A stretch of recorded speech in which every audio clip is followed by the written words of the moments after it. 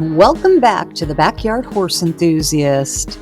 Today, we have a special treat for you, a dynamic duo who have dedicated their lives to making a difference through horses, healing, and innovation. Meet Kellie and Dave Grill, a powerhouse couple with a shared passion for helping people and animals thrive. Kellie, also known as the Happy Horsewoman, is a Master Equine Gestaltist, best-selling author, professional speaker, and the CEO of Happy Success Ranch Retreats. Her mission is to bring more love, happiness, healing, and horses to the world, and she's been doing just that for over a decade. Dave, or the Dave as he's lovingly known, is an inventor, best-selling author, and all-around great athlete. He holds multiple patents, including the innovative golf training aid, the Delta Putt, and brings creativity and humor to everything he does, including life on their 40-acre ranch in Wilsonville, Oregon. Join us as we explore the incredible journey of Kellie and Dave Grill, their love for animals, their innovative projects, and their commitment to spreading joy and healing through horses and beyond. Now let's dive into today's conversation with Kellie and Dave. You won't want to miss their inspiring stories and insights into living a life full of purpose, passion, and connection. This episode of the Backyard Horse Enthusiast is brought to you by our generous sponsor, Shagbark Lumber and Farm Supply in East Haddam, Connecticut. For over 4 decades, Shagbark has been my trusted local source for quality horse care products, feed, and farm supplies. Stop by and see why Shagbark is the go-to destination for horse lovers in our community. Shagbark Lumber and Farm Supply, where you can find everything you need for your horses and farm.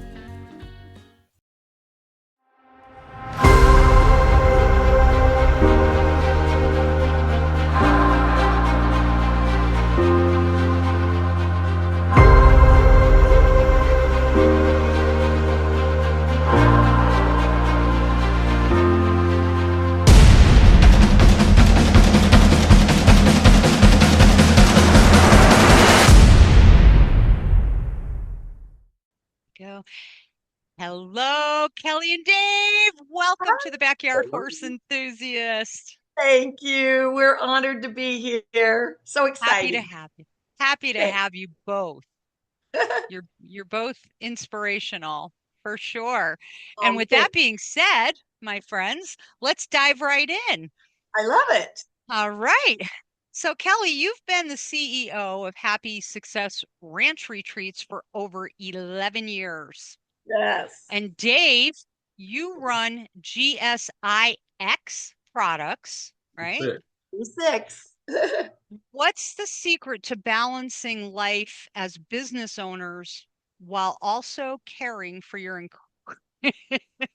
incredible Wilsonville Zoo of 32 animals? Yeah. What is that secret? That secret is that we are just a little bit crazy. Well, I wonder. A lot crazy. Yeah. 15 of those are horses, 11 of them rescued. I know it's a lot on our plates.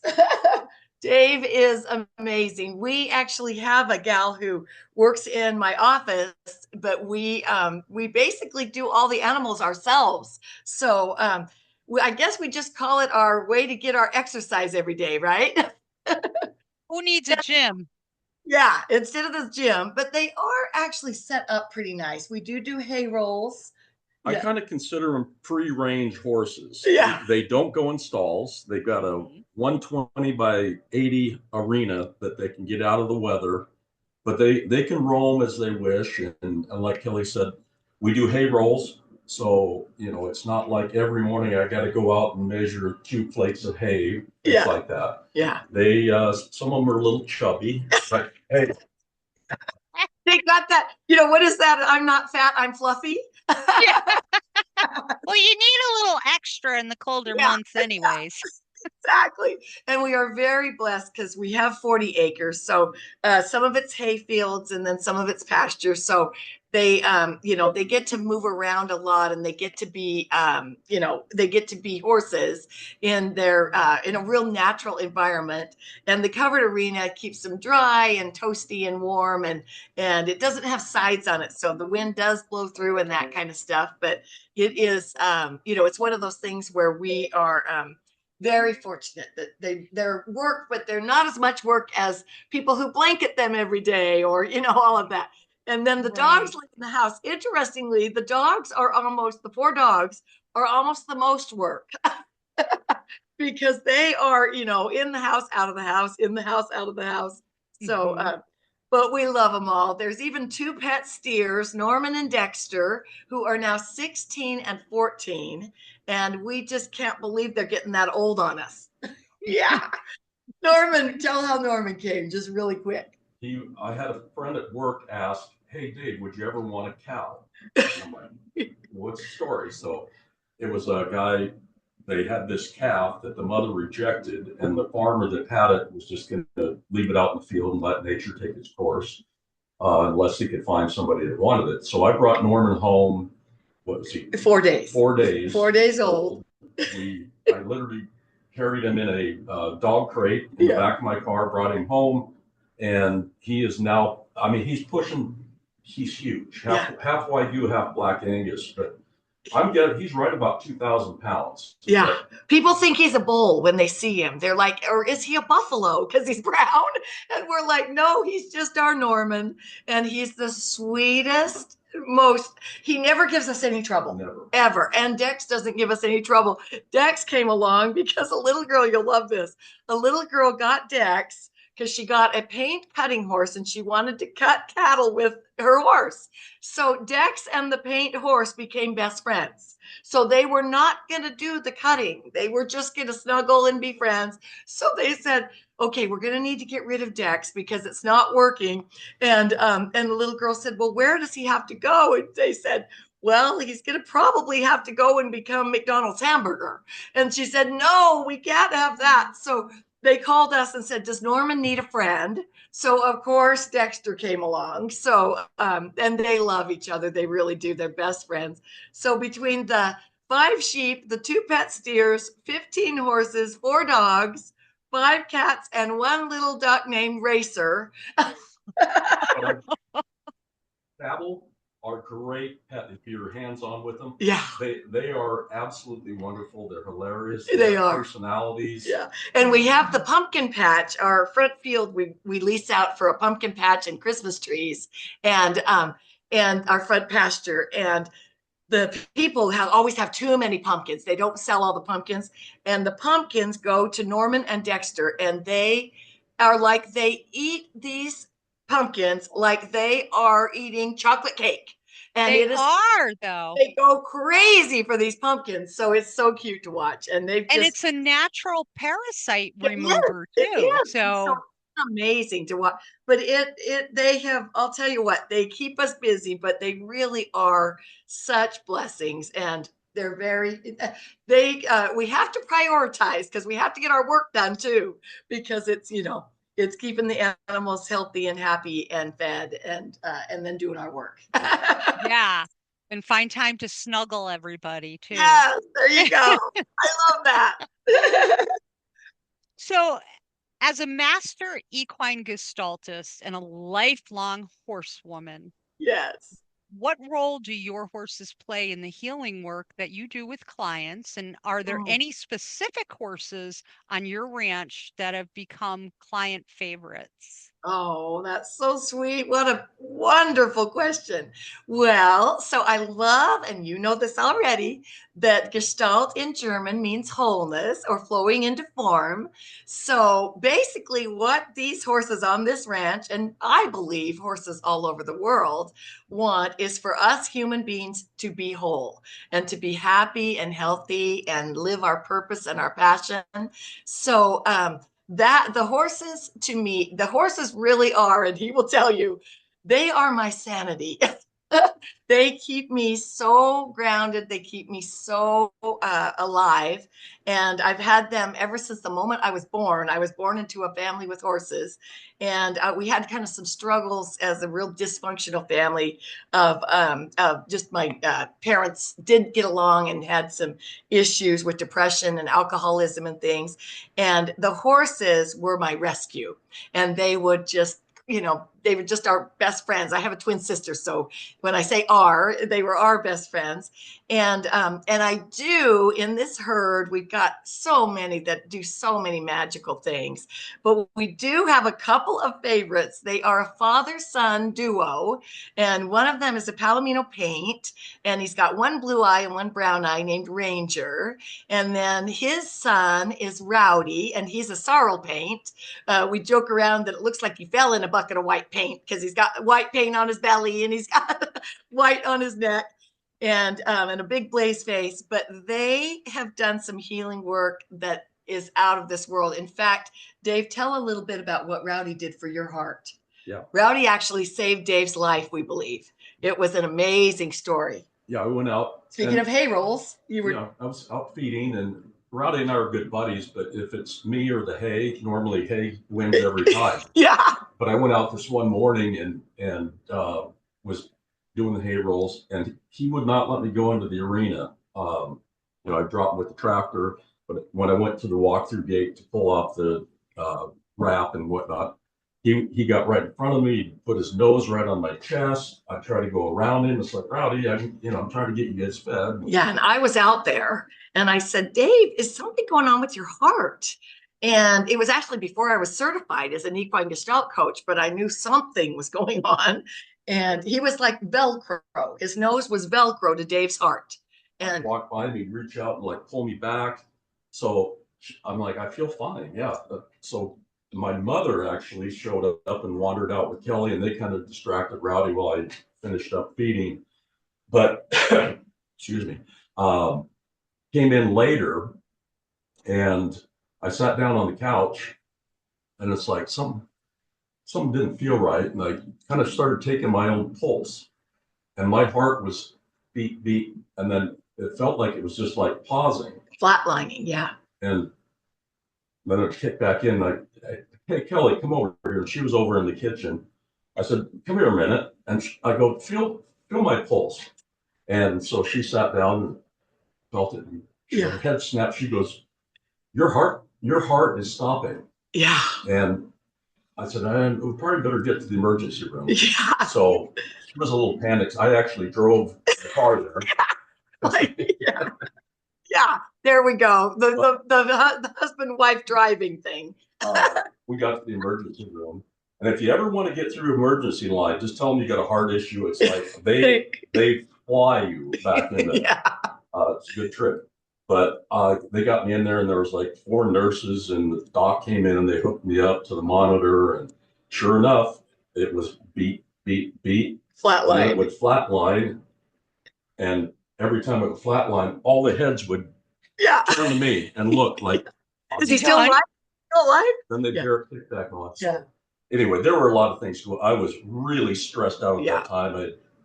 My new previous job. career, I'd gotten elected to start a new division for our company, and he was working about 90 hours a week. Yeah. Oh my gosh. A bunch of stuff going on, and I was drinking way too much caffeine, and he was dehydrated, and So anyway, they gave me 2 bags of fluid, and it finally started to level out. But the doc came in, and we talked about what was going on, and he's like, you have to make some decisions, and I mean you are literally killing yourself if you want to keep this pace up. So started to get me ready to get out of there, and he looked at me, he said, hey, by the way, he said, go back and tell that horse thank you, because he probably saved your life. Yeah. And he said, if that horse hadn't been putting his nose on your heart, you probably wouldn't have checked your pulse, and you probably would have laid down at night, and you probably would have died next to Kellie. And so we did. We went and told Rowdy thank you, and they've been like blood brothers ever since. It's like Rowdy is his boy, and we know beyond a doubt that horse saved his life that night. 100%. Yeah, it was 100%. amazing. And they are Uh, so tuned to that. I even have two little quick stories on Ranger, his dad. Ranger helped a gal, her son had committed suicide.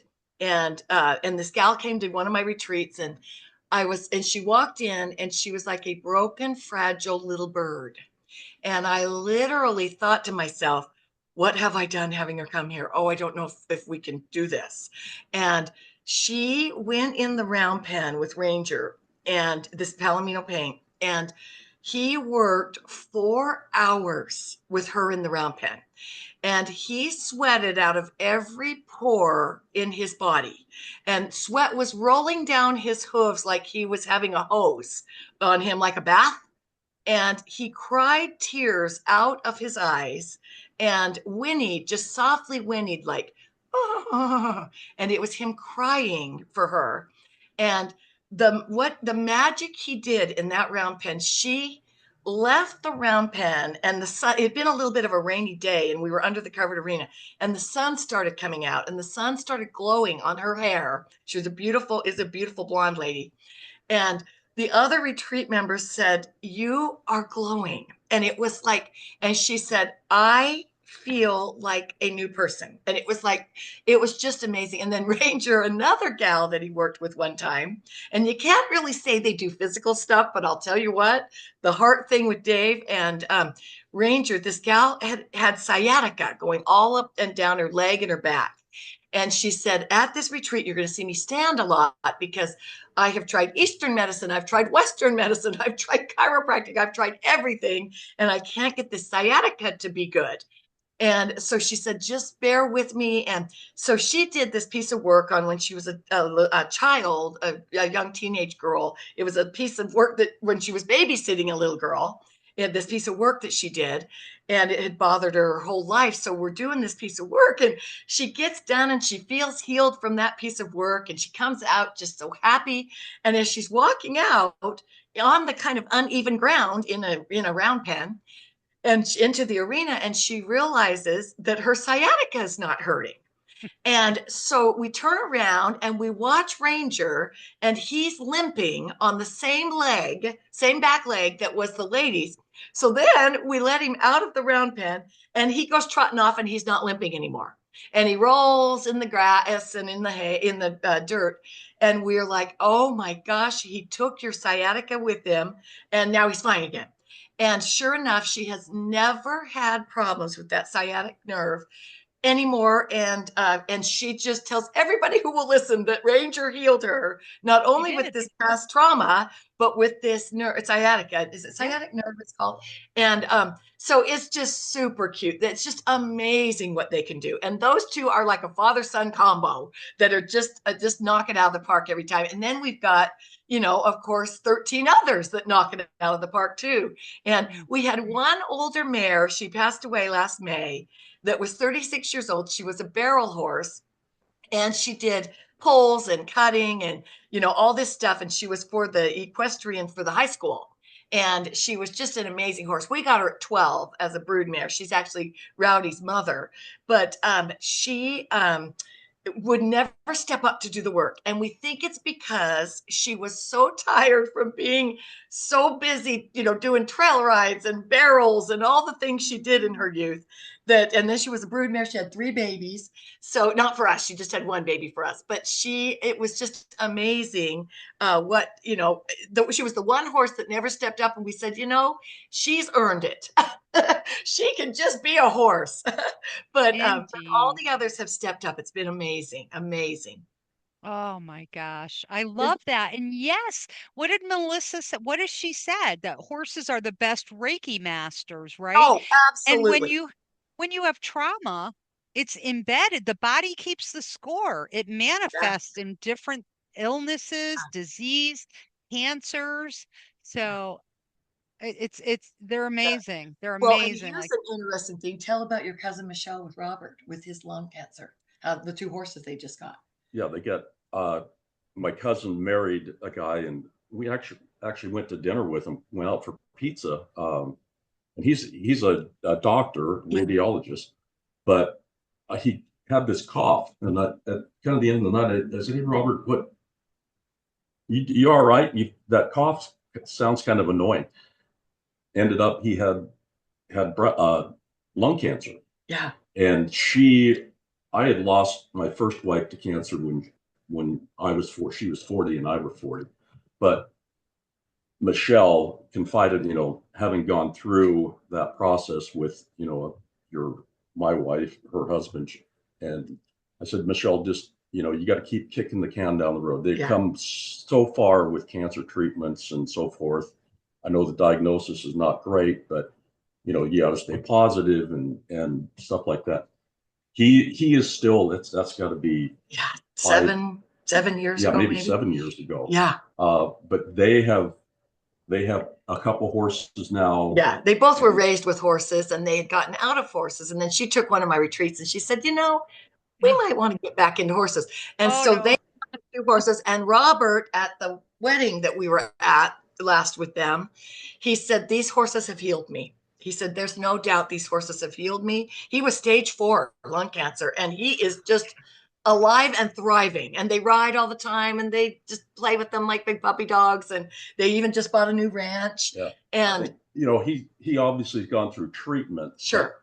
The combination of whatever it might be, when he's with the horses, that stress, that constant worry about what's going on, you can kind of separate yourself from that when you're with the horses. And I think the combination, obviously, of just his treatments he's gone through, but having the horses, I'm convinced is, helped him still be here, and he's doing great. Yeah. It's just, they are magical healers. They heal us physically and mentally and emotionally. They're magic.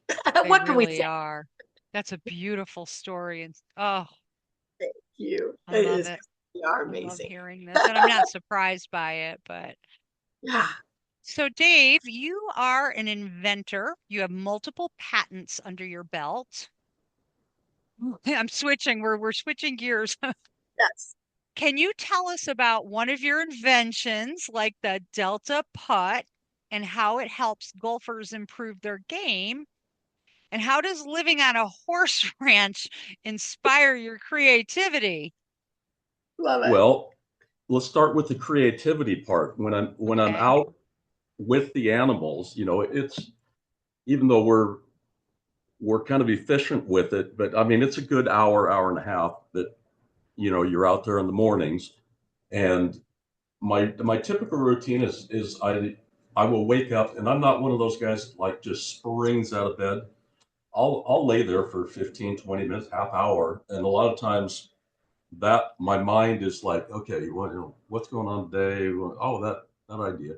So I kind of get it stewing in my mind. Then I can go out with the horses, and I've got, I'm focusing on them, but you can still get a lot of stuff going through your mind at that point.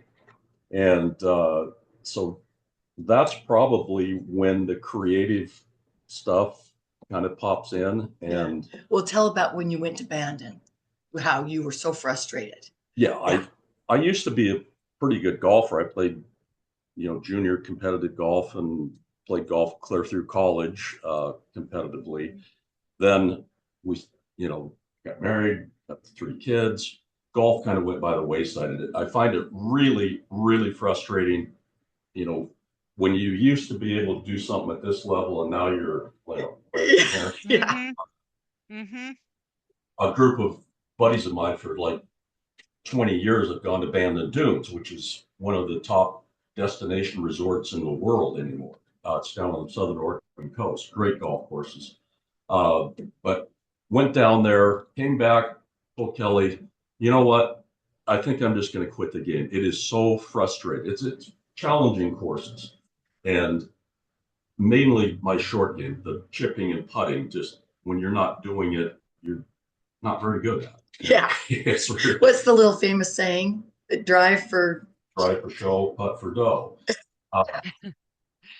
So, well, the trip's always great, but I'm going to give the game up. It's just too frustrating, and I don't have time to go, try to get decent at it again. So yeah. Anyway, I had this idea that for a putting training device that I could use in the house. So it's called the Delta Putt. It's a triangular device that you can put down on a mat that comes with it. And every putt you take with it gives you instant feedback by how the puck reacts. And it's simple physics. If you do this, the puck will do that, and the puck never lies. Yeah. You know, it's not, you watch it, oh, okay, I did that. So you can correct it instantly. Yeah. And I made it for myself, you know, to try to, you know, in evenings, like we could be sitting around watching a football game or something, and I can, you know, every commercial get up and practice my putting in the living room. Yeah. So I made this thing, and what I love about it too is that it weighs what a golf ball weighs. Yeah. So it's like you're kind of putting with a golf ball, but it's giving you feedback.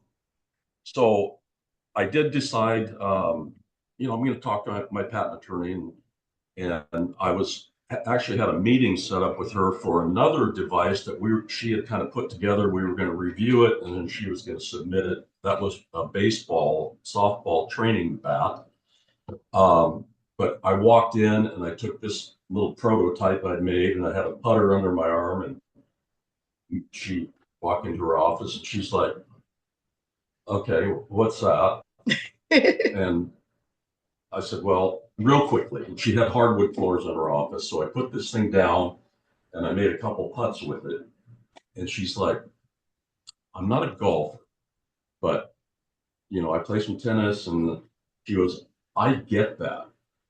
And let me tell you something. She walks over to her desk and she had the file laid out for the other device thing I was going to do. And she's like, we are going to put this on hold. And she puts it on her back credential. She goes, you are going to do that, and you're going to actually do something with it. Yeah.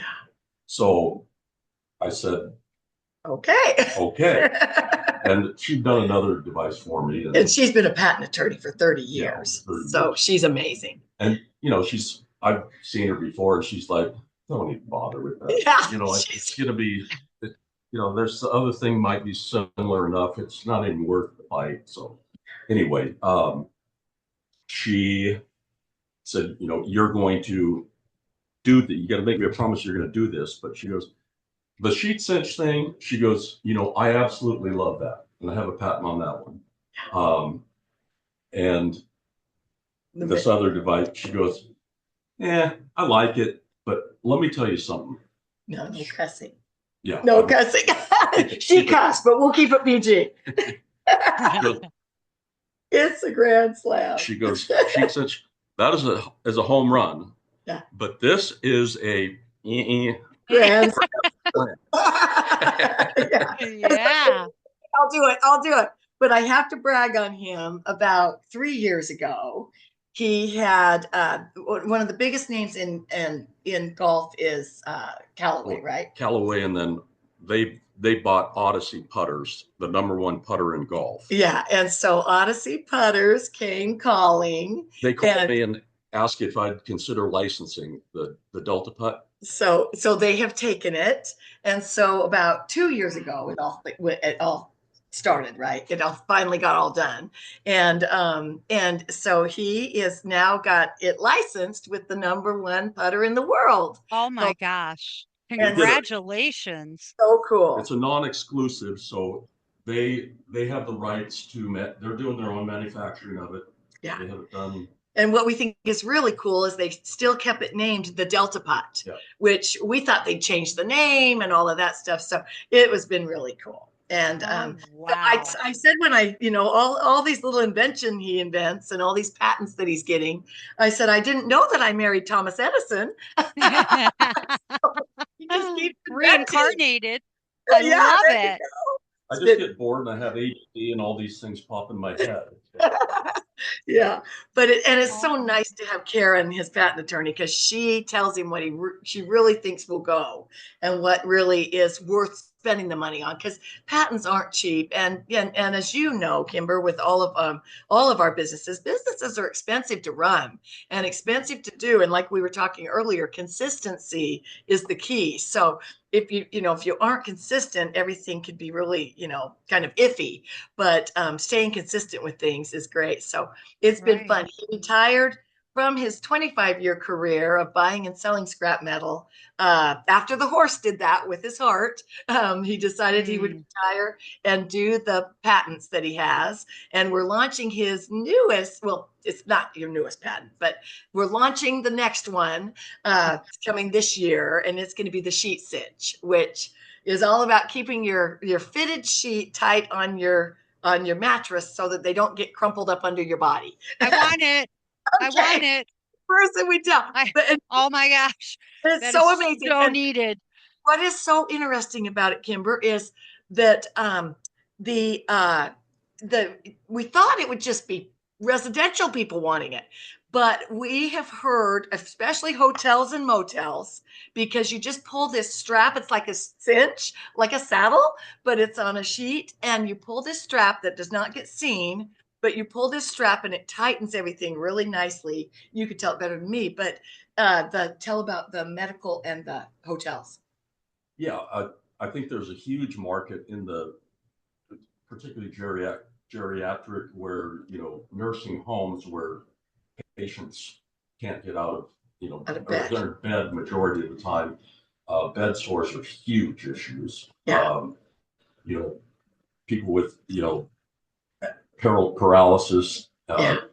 Christopher Reeve. Reeve. Yeah. This one gal told us, she said, Christopher Reeve, with his horseback riding accident and everything he went through being paralyzed, she said he was, really sick from all of that and did all of his wonderful things he did. But she said he technically died of bed sores because his body couldn't move. Right. And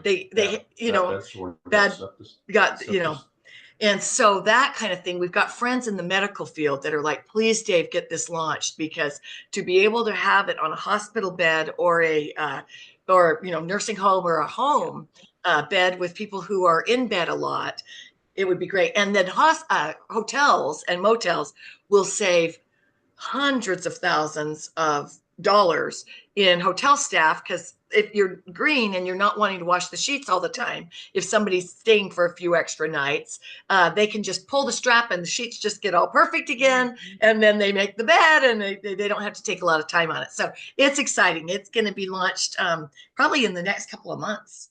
Yeah, we're hitting the ground running on it. So that's quite the variety of invention. And that's what I mean about the little bit crazy. I love it. Not crazy. And you go for it, Dave. I love it. You go for it. You get these great ideas, and you're like, because you're Karen, the patent attorney, right? Is that who she? Yeah. You're going to present it, and she might just go, "Nope, I don't think so," or like she did with the other one, like, "Oh, this is." Yeah. And she wants 4 of them, right? She wants 5. 5. Okay. She's got 5 beds in her house. She said, and once the prototype's all done and it's all shipped over here, I want 5 of them. I don't blame her. I'll be in line too. You better send me a link. All right, sweetie. Oh, so between your horses, your pet steers, your dogs, your cats, your sheep, and even a duck, your ranch is full of personalities. Yes. Can you share a memorable or fun story about one of your fur babies that our viewers will love? I'm sure you have lots of them. You've got to do Sosa. We have got a barn kitty that has adopted Dave, and Dave is allergic to cats. So that's why. And she shows up with a collar and a flea collar and a name tag. And she's like a 1-year-old little black cat with these darling green eyes, and she is eating out of the cat food in the barn. And anytime somebody would come in, she'd climb up to the rafters and kind of look, would not get close. But I noticed she had this collar, and come to find out it was a flea collar underneath it. I mean, it was a fancy collar. Yeah. Somebody spent a lot of money, and it had a tag on it. I could get close enough. So I'd zoom in with my phone and take a picture and then blow it up. And I actually got a name off it. And I looked up that name in the Wilsonville area. I called that person and they didn't hear back. Yeah. But then a few weeks later, I did get a text from the number, because I got the phone number, and I called that voicemail and text that number. So anyway, this gal said, well, we've got relatives all over, the region here. We've got kind of a family text chain. I sent a picture. Yeah. And she goes, I'm sure somebody will claim her. Yeah. And nobody stepped up. And maybe it's because she is the craziest cat we've ever met in our lives. But she is so full of personality, so adorable. Only Dave was allowed to get her collars off. And finally got them. Got her painted enough, and I got these clippers and was able to. Now she is literally all over us. Like if you're standing by a hay roll, they're all big. She'll climb up and jump on the hay roll and then get on your shoulders and go for a ride with you. And just, she's so cute. But she was helping me yesterday feed the sheep, and she got in the wheelbarrow and rode in the wheelbarrow. And then got out and rolled all over the gravel road, and she's just hysterical. You guys you both are Dr. Doolittles. Like, that's what you are. You talk to the animals, they talk to you. This cat is a killing machine. She is like, she just wants to eat rats and mice and all this stuff. And we are just like, Sosa, you've got cat food. You don't need to be doing this. But she's like, she shows her trophies. And we are just like, oh, Sosa, you're just crazy. But she has kept us laughing, I'll tell you. And you go back to the barn and she's your first little greeter, Yeah. And her name was Sosa. Yeah. So we kept that, and she knows, but she follows me everywhere. Yeah. And she will, like, if I'm out, feeding the horses, she wanders through the horses. Yeah. We had one hairy trotter. Yeah, he wants to stomp her into the ground, but she just challenges him. And she's just like, you can't hurt me. And she's too fast. You want to mess with me? I'm a cat. I will kill you. Yeah, she just thinks she's a Black Panther. She probably was in a past life. She was something else, something really big, and no one's clued her in yet. Hey, you're just a little cat. You're just a little cat. But she's so cute. But we just call her a crazy cat. And she won't come in the house. She does not. She wants the barn life. Yep. That's all. And we think she escaped from being in the house. And so barn life it is for her. So anyway, it's been fun. But that's just one of the many. Even our duck racer is just a hoot. And she just keeps us so entertained, and she gives us little duck eggs, and she's got little pools she swims in. And then if we're really taking the time, we go and find her night crawlers and worms and throw them in for her, and she thinks she's in heaven. But you're both Dr. Doolittles. Okay, we can put that on our resume. Yes, I believe it. Okay, Kellie, you have a book, The Happy Horsewoman. Yes, and you're that. This is where I rewind now. And your retreats are focused on bringing happiness, healing, and horses into people's lives. What inspired you to start these retreats, and what's been the most rewarding part of this journey? So I was inspired to start these retreats actually from a gal that was in the National Speaker Association with me. She had been, she spoke on joy. Audacious joy was her speech topic. And I always spoke on happiness. And so when I was a little girl, I just really wanted to figure out why so many families were so happy and doing so well. And our family always was dysfunctional. And we always joked around, we put the fun in dysfunction, but it was still very dysfunctional. So even as like a little 12-year-old, I was studying happiness. And so this gal said to me, oh, maybe we should do like a retreat together. She speaks on joy. I spoke on happiness. And I was like, yeah, let's mix the horses. Let's do it with horses. So anyway, we got everything all squared away to do it. And then she got this really great job. And it like was going to be all of this training she had. And then it was going to have all this health insurance and all this really great benefits and bonuses and everything. And she goes, oh, are you going to strangle me if I back out of this? And I said, no, I'm actually going to keep going, and I'm going to do this.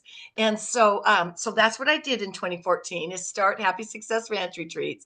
And it's been such a blessed journey. And I am just amazed, but I guess I shouldn't be amazed at how much people love the thoughts of, getting more happiness and healing.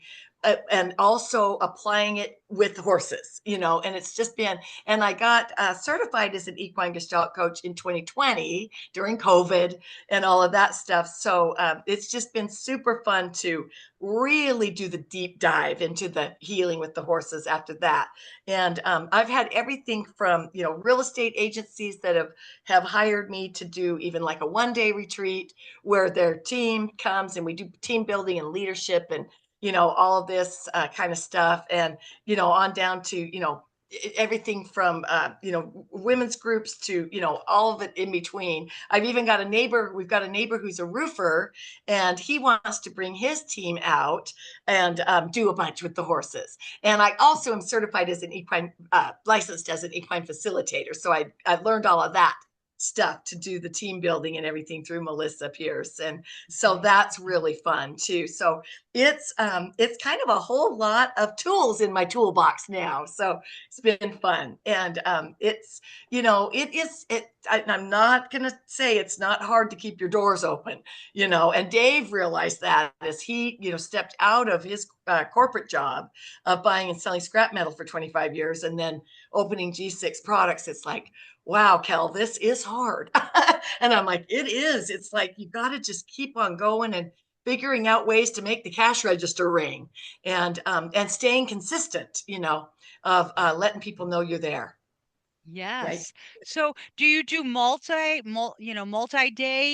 retreats? I do, yes. Yeah, and I'm looking at doing a 4-day retreat starting on a Thursday evening and going through a Sunday afternoon and adding horseback riding to it.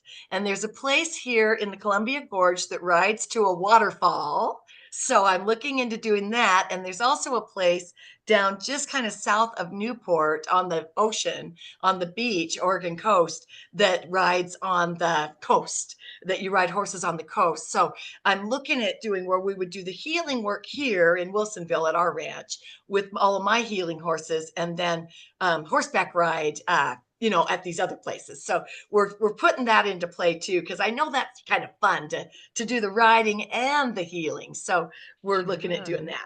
Yeah, nice. That's And a I'm nice flying to variety. Arizona in March and going to look at a few Arizona ranches that offer horseback riding, and look at maybe doing one in Arizona. My brother lives in Tucson, so looking at doing maybe one there too, just to spice it up a bit.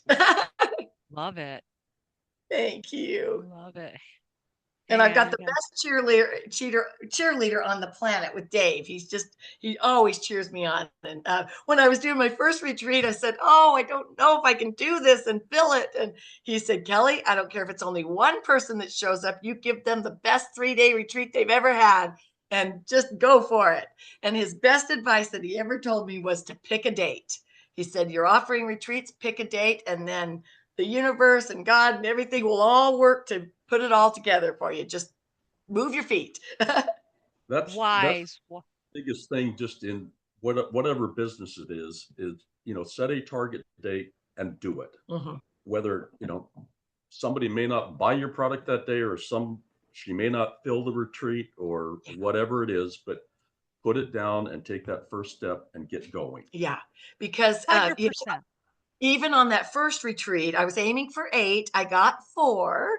And one of the 4 was a gal that I said, the other were 3 paying. And the other one, I said, I will let you attend as a scholarship, but will you please tell everybody about it?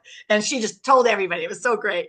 But, it's like, so I was thrilled with my 4 people. And to be honest, it was like, that was plenty for my first retreat.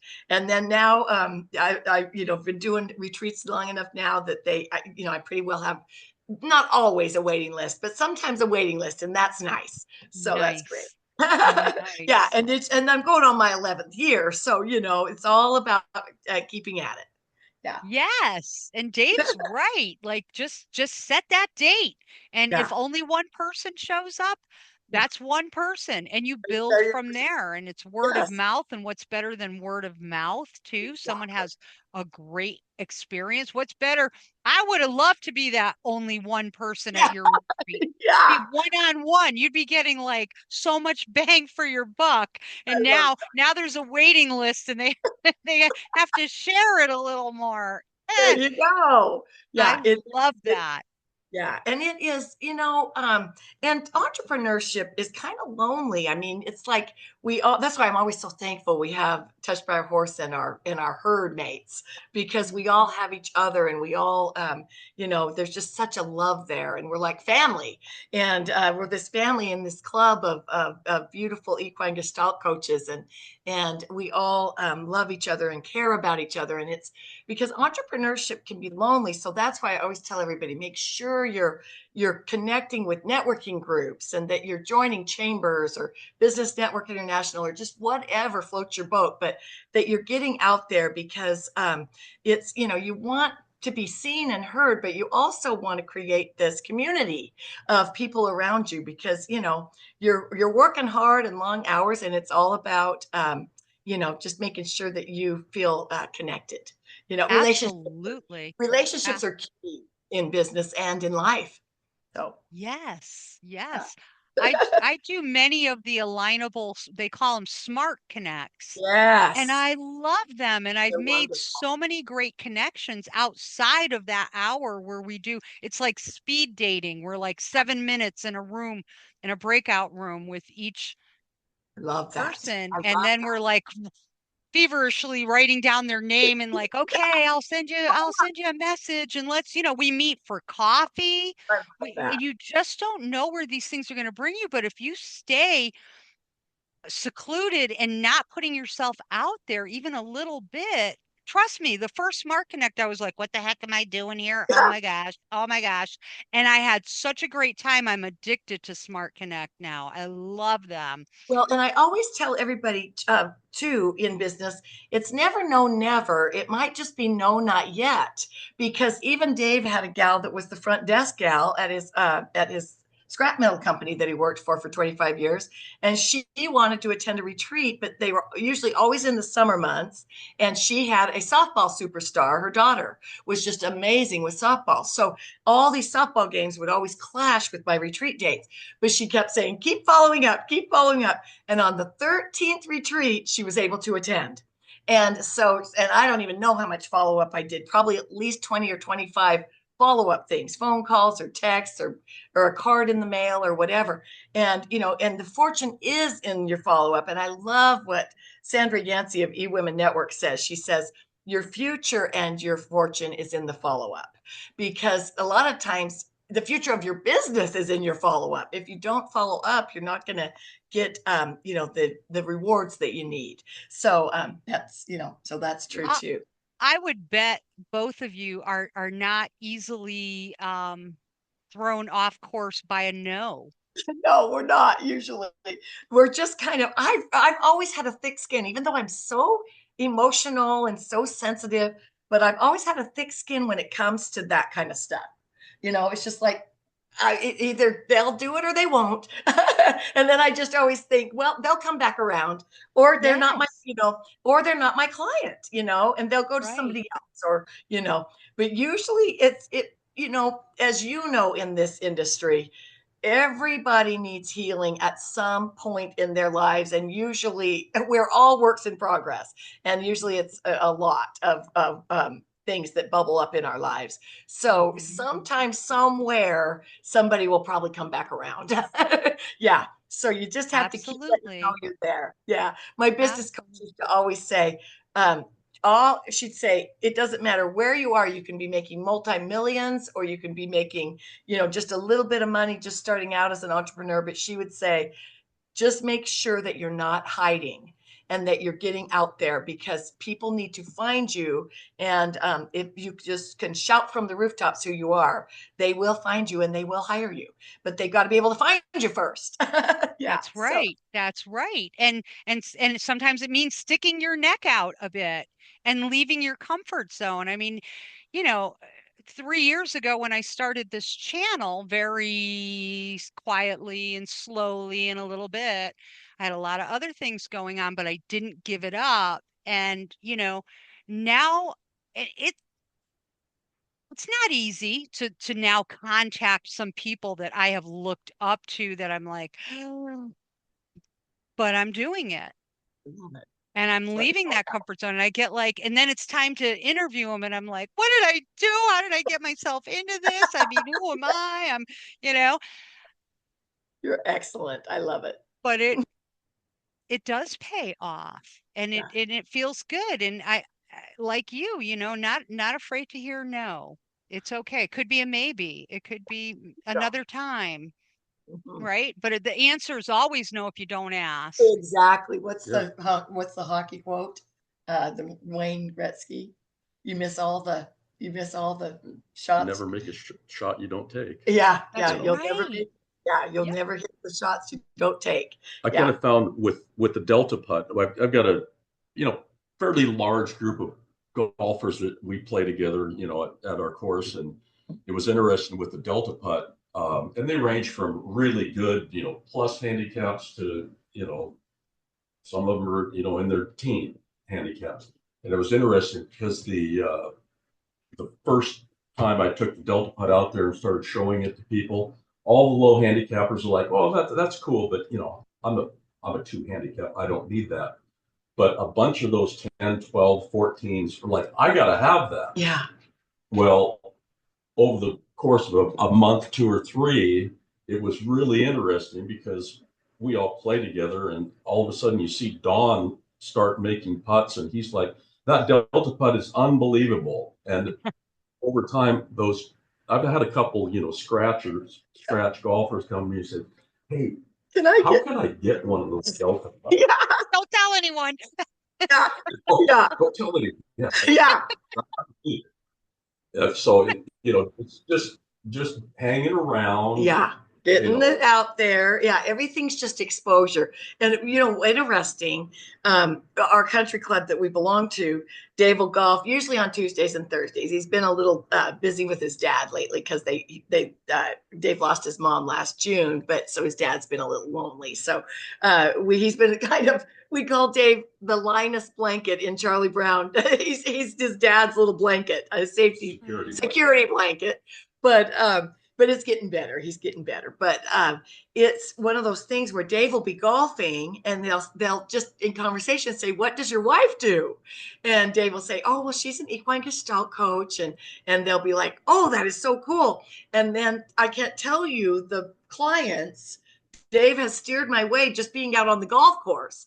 Because everybody needs healing, and it's like the wife of a golfer friend of his, or maybe there's a nephew that needs some help or whatever, and it's just amazing just through conversation what will bubble up, Yes, and you just got to make sure you're doing it. So yeah, that's great. So Dave, you are a professional speaker and songwriter.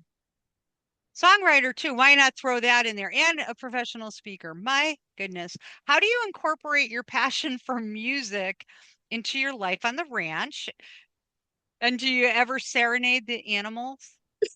I'll bet you do. They hear me sing a lot. They do. Actually. They actually love it. And he can do a mean karaoke. And that's not easy.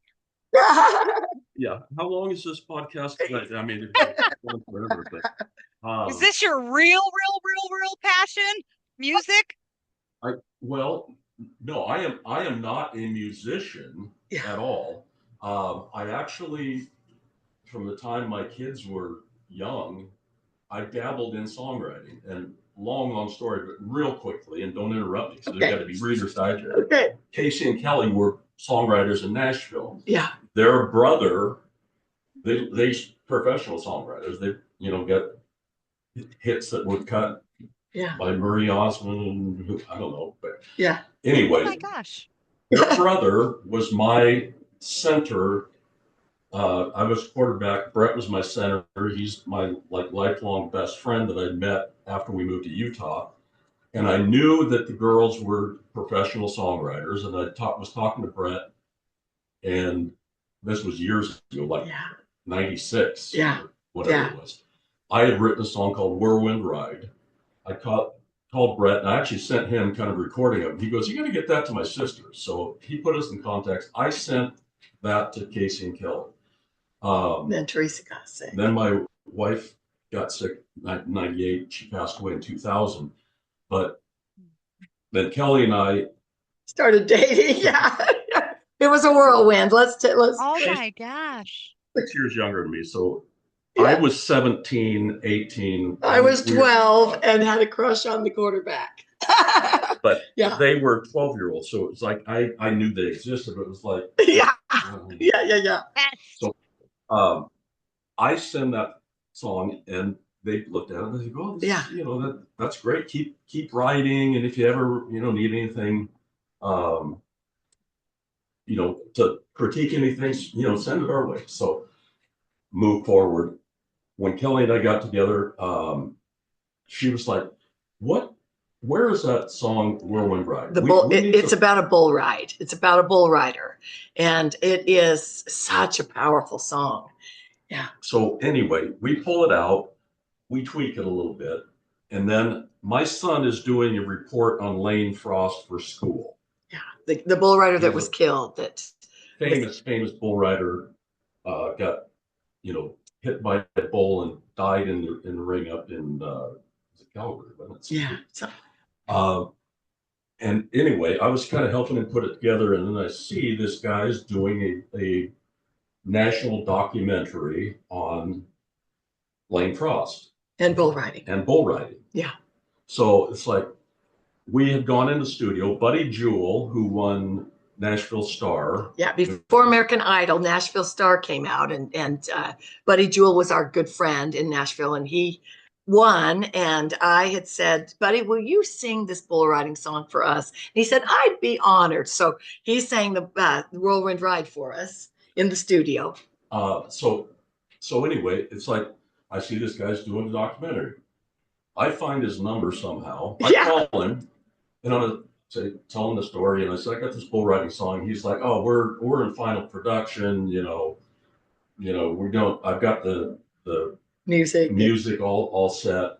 I go, well, tell you what, I'm in my truck, I got a CD. I said, I'm gonna play you the first verse and chorus, and if you don't like it, just hang up. You'll never hear from me again. I won't plug it, but just listen to it. So he goes, all right.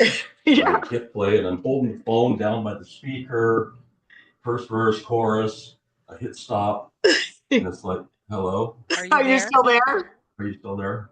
And he's like, what? You wrote that song? Yeah. And I'm like, yeah. And we had Buddy Jewell do the demo for us in Nashville, and he goes, I have been looking for that song for 3 years. 3 years. Yeah.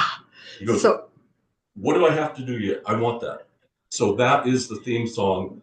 So the first song I ever wrote that I did with Kellie got into a national release of a movie. Yeah. And I said, I said, I was in Nashville for 14 years and my sister's been there for like 35 years. And I said, let me just tell you, Dave, it doesn't work this way, except it worked this way for you because you've got this guardian angel, I guess. But it was. Clearly. Yeah. So it's been put in, it's called Cowboy Up Inside the Extreme World of Bull Riding. And it's in that movie. And it's an amazing movie that and it won a lot of awards too, for this documentary on bull riding. And so it's really fun. And it's the theme song, Whirlwind Ride. I'm going to find it. I'm going to find it tonight. I want to hear it. Yeah, it's on YouTube, so you can find it. Oh, excellent. On YouTube, it'll and the fun thing is we went to Vegas when all the awards were going off, and the National Final Rodeo and the PBR, the professional bull riders. And these bull riders would come up to us and they'd say they'd seen the movie, and it was the premiere of the movie, and they were all interviewed in the movie and stuff. And they'd say, have you ridden bulls? Because Dave, he just such an account of what it was like to be up on a bull. And they would actually ask me, how long did you ride bulls? Yeah. And Dave was like, I've never been on a bull's back in my life. Yeah. Like, well, what inspired you, Dave? What inspired you? I don't know. What the heck? It's like, yeah. I don't know, but I used to sing it to the kids. Like at that, they sing us the bull song. Sing us the bull song. Yeah. I honestly, it was a lullaby. It was a lullaby. Yeah. And maybe he knew Norman was coming into our world and people would think he was a bull. Oh my gosh. Yeah. So it was this is amazing. It's been super. super fun. And and we do still write quite a bit together. I was there for 14 years in Nashville, and my twin sister still is doing her songwriting, and she's owns a tour guide company, and then she is married to a drummer and a songwriter. So they've got a really cute life there, and horses and a farm and Oh everything. my gosh. And, Another slacker.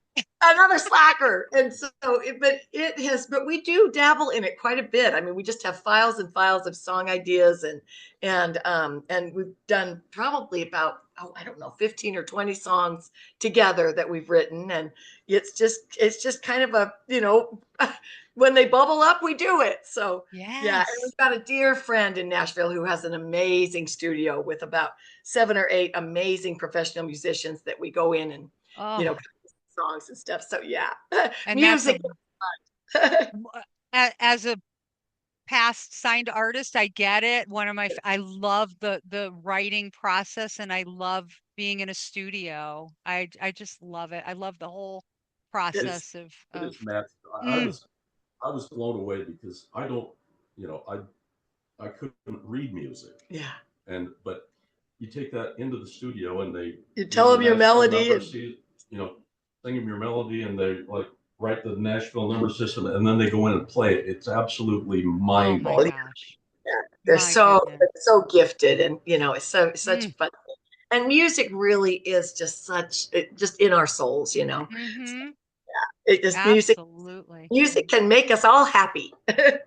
Even just singing in the car, the shower. I think I sing everything.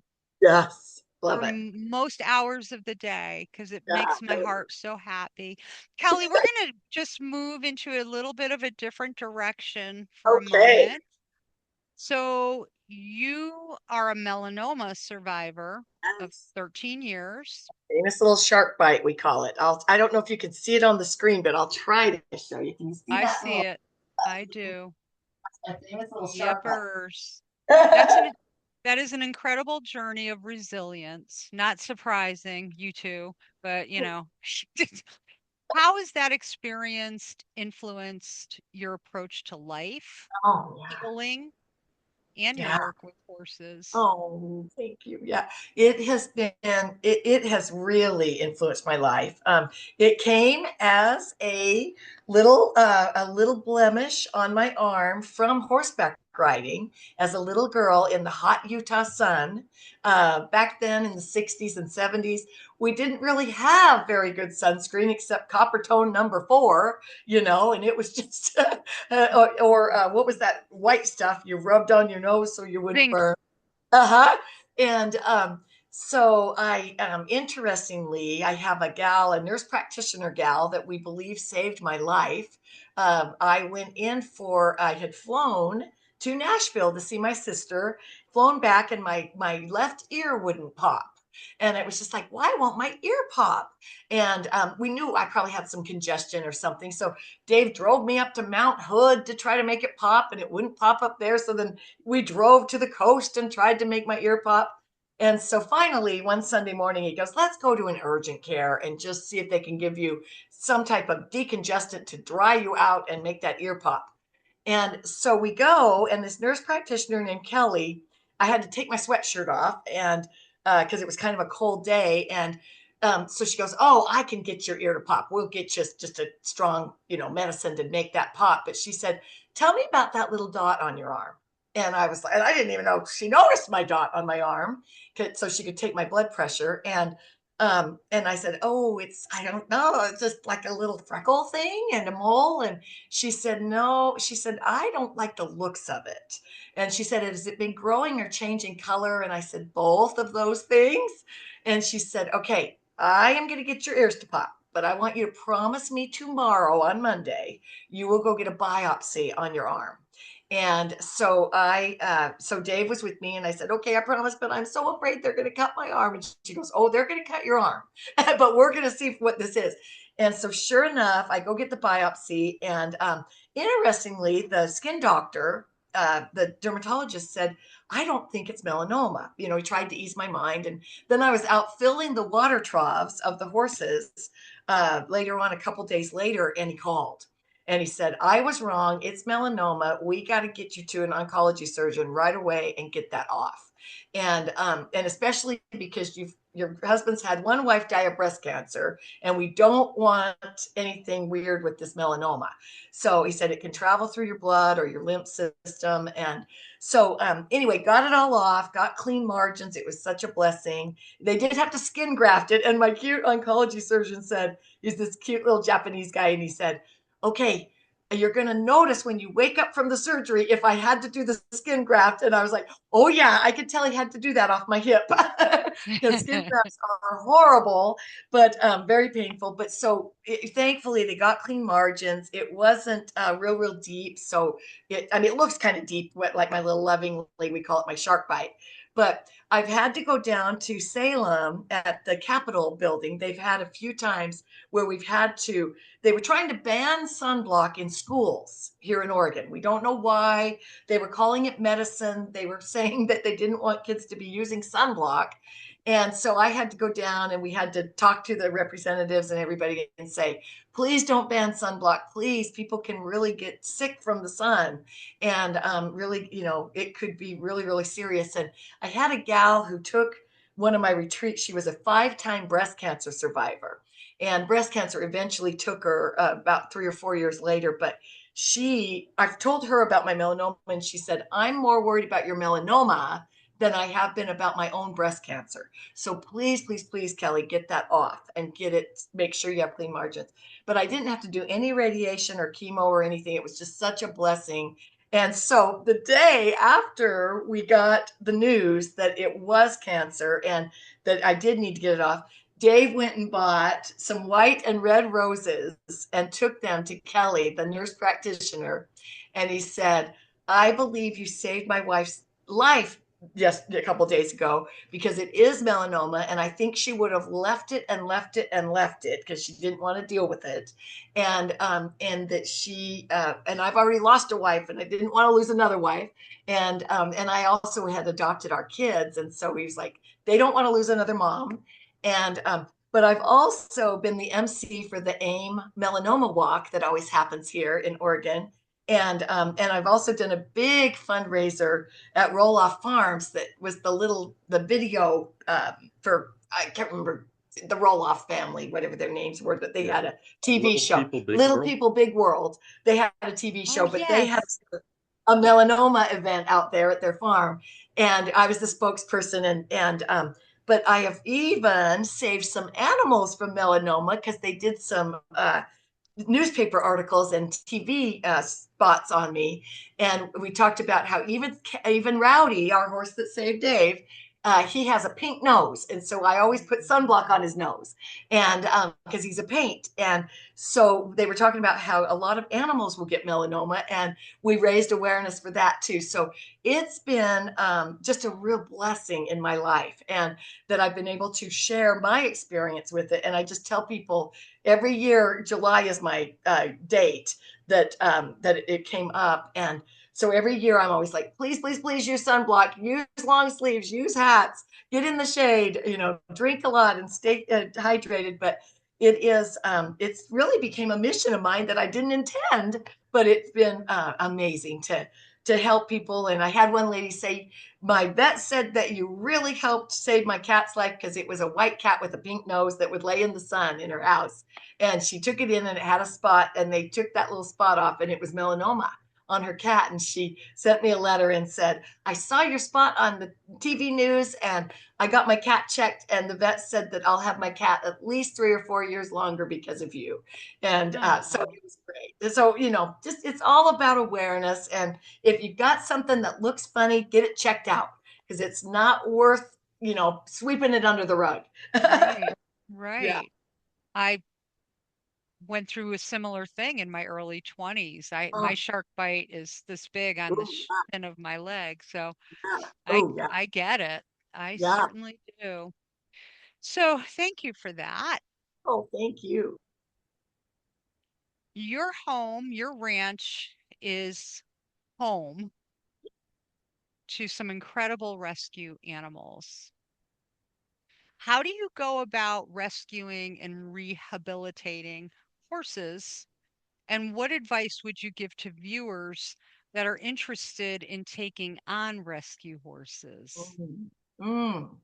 That's a good. Well, the one of the rescues that popped into my head right when you said that is a horse that we have named Harry Trotter. He's a saddlebred, so he trots a lot, and he was only years old. And interestingly, people just know the life we give them and the 40 acres that grows its own hay and all the big pastures that they get to live in and everything. So a lot of people know about us with horses. So the word gets out about us. And so even though we don't try to be rescuers, they just, these sweet stories come up.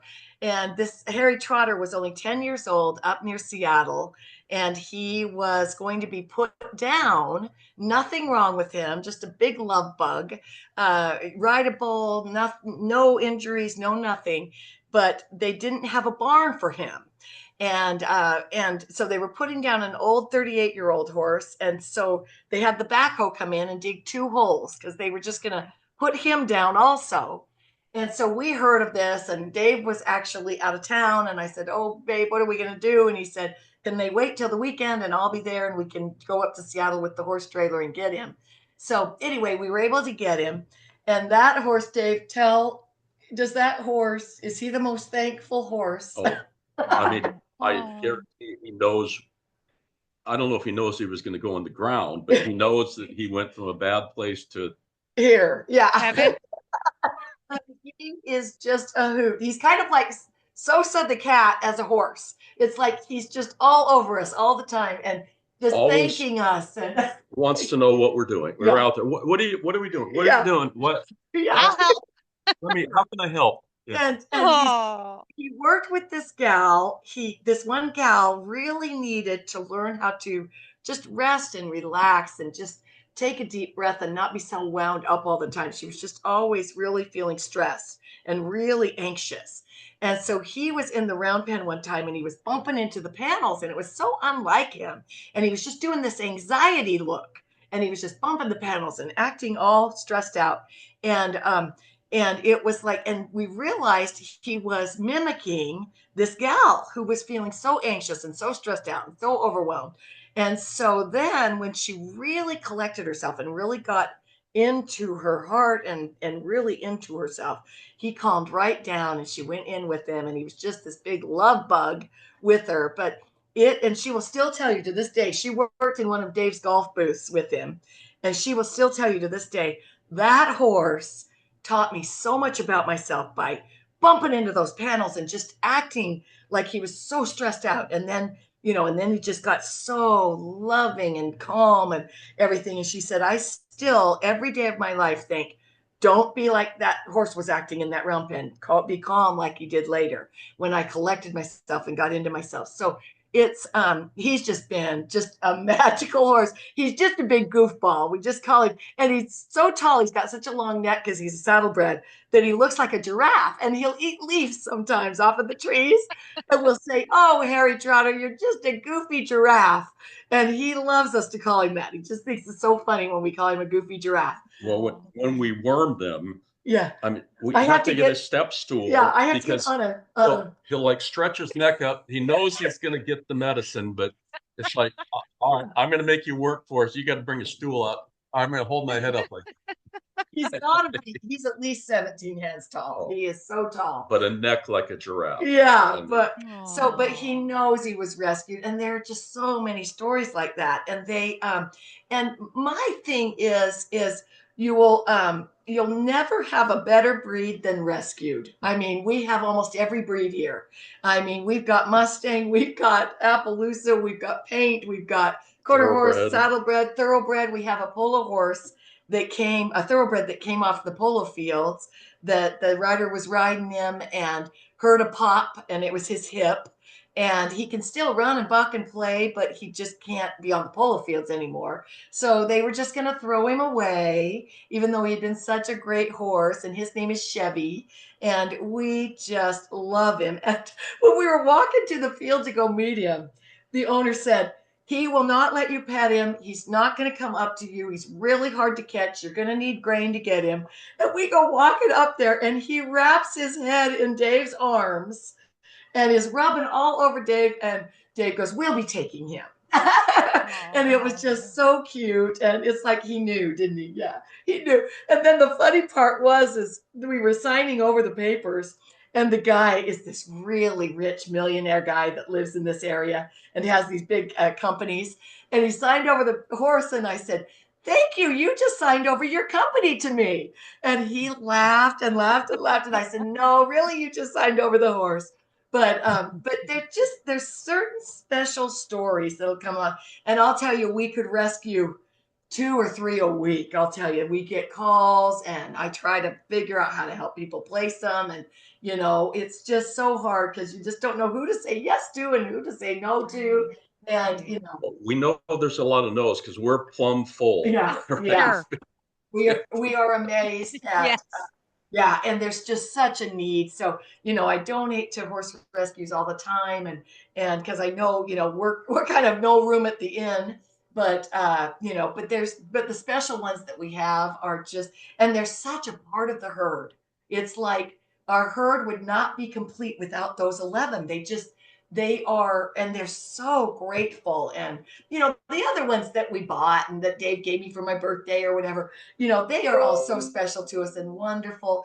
But the ones that we've rescued, it's like you just feel it, like radiates off of them, that they are so grateful and thankful. And yeah, I had a crazy story. We had a little Mustang mare that had hurt her hip really bad, and we ended up having to put her down, and it just broke our hearts. But we had this gal who was giving her a massage, trying to figure out if it was really a hard break to find. And finally we found it on the x-rays, but at first we didn't know what it was. So this lady came out to give her a massage to see what we could do. And she said, "You might think I'm crazy, but as a little girl, I have always spoken to animals." And she goes, and all the horses were under the covered arena, and they were all taking their naps. Some of them were laying down, some were just standing up, resting their back leg, but they were all taking naps. And she was massaging this horse, and she goes, "And these horses, they are speaking to me right now, and they want me to tell you that even if the gate was open, they wouldn't leave. If the fence was down," she said, "even if the fence was down, they wouldn't leave because they love you and your husband so much." And I said, and she goes, "Do you think I'm crazy for telling you that?" And I said, "No." And I said, "That makes me feel so blessed." And she said, "People think I'm crazy that I say I speak to horses or animals." But she did say, as she was massaging, she said, "I think this is a bad breakup in this hip, but you'll have to get it x-rayed to find out." And she was right.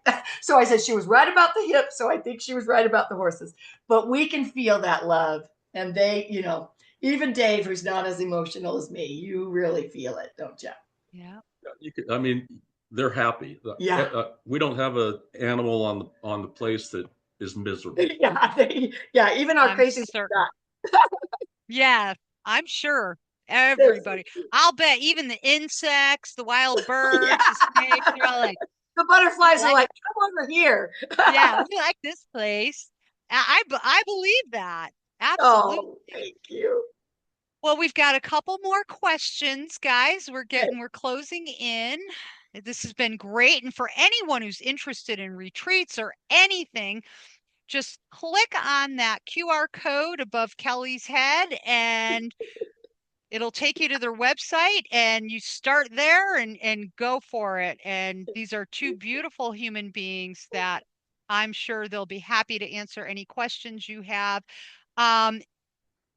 These unique individuals, I'm asking our viewers to comment what I might have missed in questions, or what what you feel you need to hear about them that I did miss in this interview, and we could possibly have a episode 2 in our future to catch up. So we'll make this fun and interactive. So you both have a rich history of public speaking and coaching.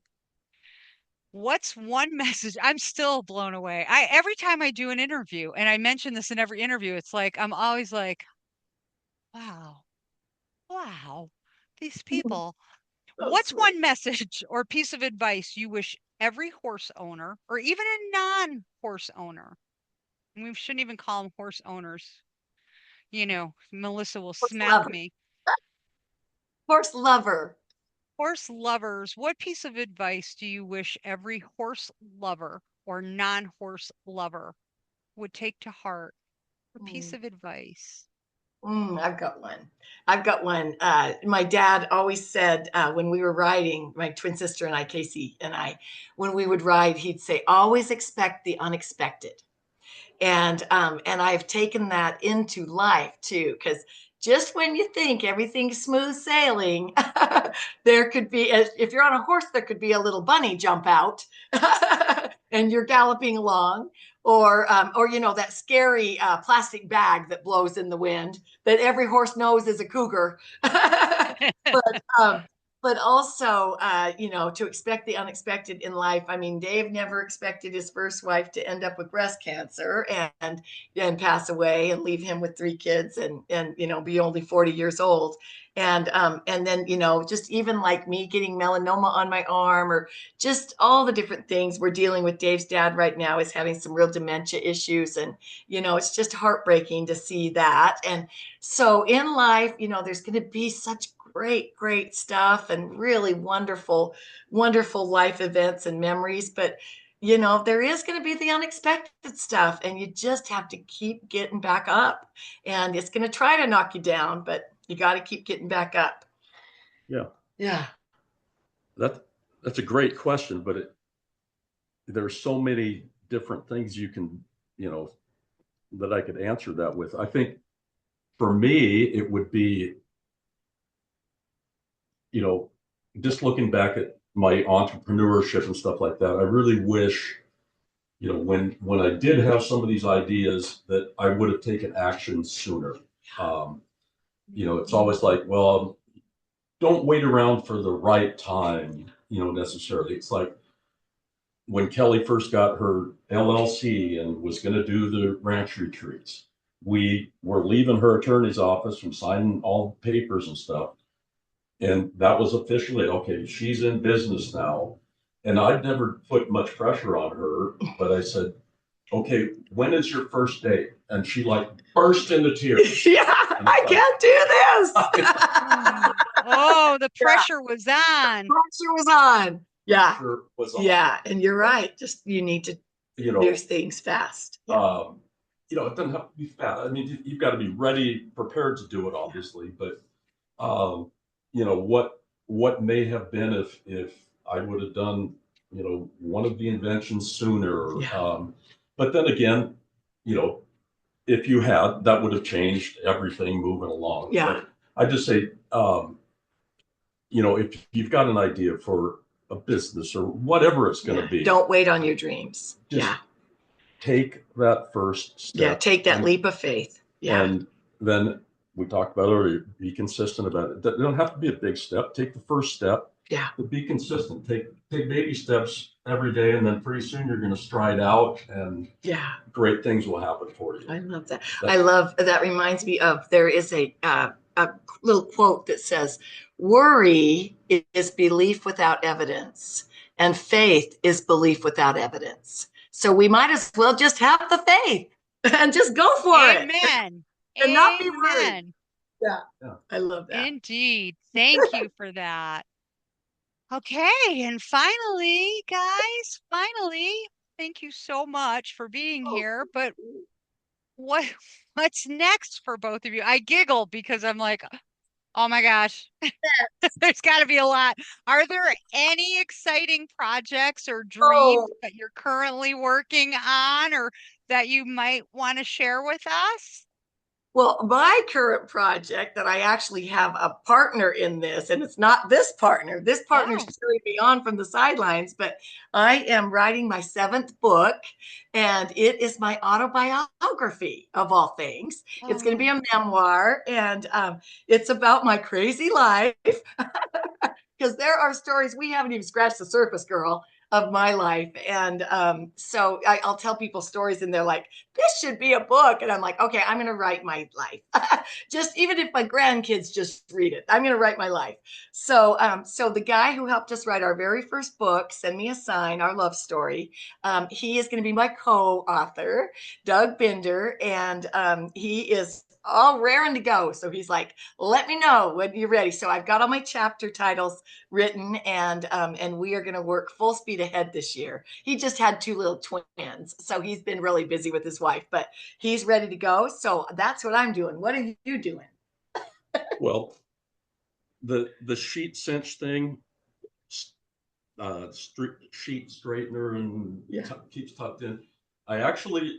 We are starting that, but as this has moved along, I came up with, like, if I did that, this could even be better. Literally last night, I have it on my bed. I tried it for the first time. Yeah, he reinvented the invention. Yeah. But I like sprung out of bed this morning and threw the covers back, and it's like, that's awesome. Oh, this is great. Kelly, look at this. Look at this. Look. Oh, see how that. Oh, great. So that is my priority right now. We're going to get that thing launched within the next, a couple months. Yeah. Okay. Yeah, we've even got some angel investors who are going to help us, get all the product over here. So that'll do it till we get that launched. I'm sure there'll be something else. I'm sure. I'm pretty darn sure. And keeping our Wilsonville Zoo alive. So if our viewers go out to your website, do you have links out there for like your books and things like that? Are there links on that website? Yeah. And they can always reach out on whatever other website and just do a little message too. And we can get all that to them. So thanks. You're so sweet. Well, thank you so much. Appreciate it. Well, thanks for having us. This has been fun. It has. And you're doing a great job out there. You are. Thank you. Thank you.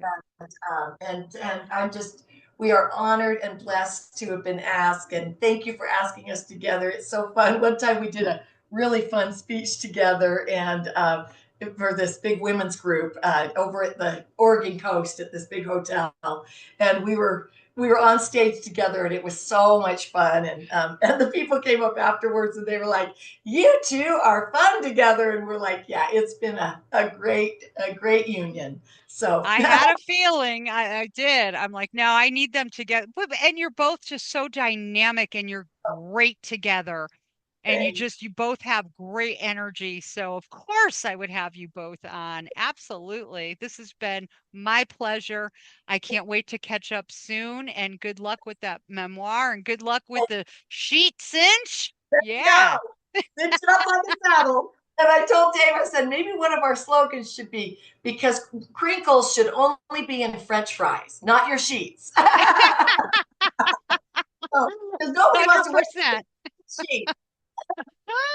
Thank you so much, you guys. You have a great weekend. Mwah. And we'll be in touch. Have a great weekend. Buddy. Thank you. As Reach well. out. We'd love to hear from you. Bye-bye. Bye now. Bye-bye.